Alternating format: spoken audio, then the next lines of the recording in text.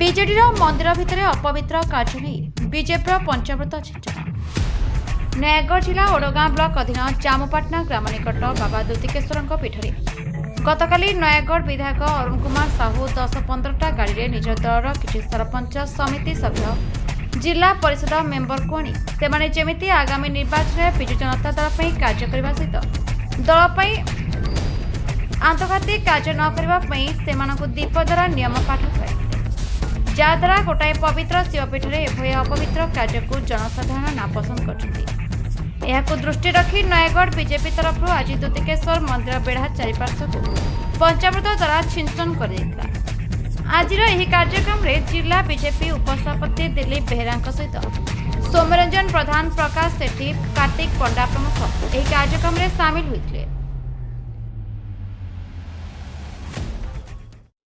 वातावरण केबेठारू आसिलाणी आ वर्तमान निर्वाचन आचरण विधि सारा ओडिशा रे लागि सारी एठी विधायक दुई थर मंत्री पद पाइछंती आ नियम कौन इलेक्शन नियम कानून सब ठीक भाव में जना 3-4 थर से विधायक हेलेनी जना अच्छी कि उपस्थित इलेक्शन आचरण विधि किभली भाव में उल्लंघन करा जाए ସେଇଟା ମଧ୍ୟ ସାରା ଓଡ଼ିଶାବାସୀ ବର୍ତ୍ତମାନ ଦେଖିଛନ୍ତି ଆଉ ସଚେତନ ବାର୍ତ୍ତା ଦେଇ ଆସୁଛେ ଯେ ଏହା ଆପଣଙ୍କ ପାଇଁ ଶୁଭଙ୍କର ନୁହେଁ।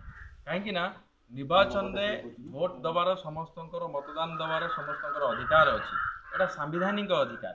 ଆପଣ କାହାକୁ ଜୋର ଜବରଦସ୍ତ କରିପାରିବେ ନାହିଁ। ସମସ୍ତ ଲୋକଙ୍କର ନାଗରିକ ଅଧିକାର ଅଛି, ସେ କାହାକୁ ଭୋଟ ଦେବ, କିଏ ବିଜେପିକୁ ଦେଇପାରେ, କିଏ ବିଜେଡ଼ିକୁ ଦେଇପାରେ, କିନ୍ତୁ ଆପଣ ଯେଉଁ ଏକଛତ୍ରବାଦ ଯେଉଁ ରାଜନୀତି କରୁଛନ୍ତି, ସମସ୍ତଙ୍କୁ ଜବରଦସ୍ତ କରିକି ଏକ ଆଧ୍ୟାତ୍ମିକ ବାତାବରଣ ଭିତରେ ଯେଉଁ ଆପଣଙ୍କର ଯେଉଁ ନିଷ୍ଠ ସ୍ୱାର୍ଥ ଅଛି ତାକୁ ହାସଲ କରିବା ପାଇଁ ଯେଉଁ ପ୍ରୟାସ ଚଳାଇଛନ୍ତି ତାହା ନୟାଗଡ଼ବାସୀ ସମ୍ପୂର୍ଣ୍ଣ ଭାବରେ ଜାଣିସାରିଲେଣି। ଆପଣଙ୍କର ଛାଇକୁ ଆପଣ ନିଜେ ଡରୁଛନ୍ତି, ଯାହାଫଳରେ କି ଆପଣଙ୍କର ଲୋକ ଯାହାକି 20 ବର୍ଷ ହେଲା ଯାହାକୁ ଦେଖିଛନ୍ତି ତାଙ୍କୁ ମଧ୍ୟ ଆପଣଙ୍କର ବିଶ୍ୱାସ ହେଉନାହିଁ।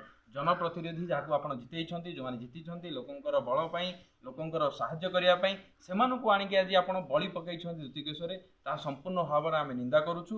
आशा करुचु जे भगवान आपण देखुवे आ निहाती भाव में जो भाया क्रूर नीति चली कूटनीति चलई निश्चिंत भाव में फलाफल हम, निश्चिंत भाव में अंत घटवा सहित निश्चिंत भाव में धर्मर जय हम एति कामना करी आमे आठनु विदाय नौ एभली कार्य को आमे दृढ़ निंदा करू। भाई आप जिला उपसभापति बीजेपी अच्छा जो कालीर घटना घटला दुतिकेश्वर मंदिर में आज जो आपण मैंने ये पवित्र कथा करने कौन कह काली जो आम वीडियो देखिलु समस्ते आश्चर्य हो गलु।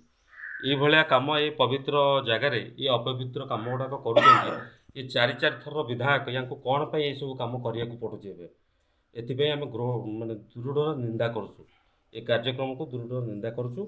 आम पवित्र जो अपवित्रता कम करते आम ये पानी छींची आम पंचामृत छींची स्थान को पीठ को पवित्र करूँ। नयागढ़ प्रशांत कुमार प्रधान का रिपोर्ट प्रतीक।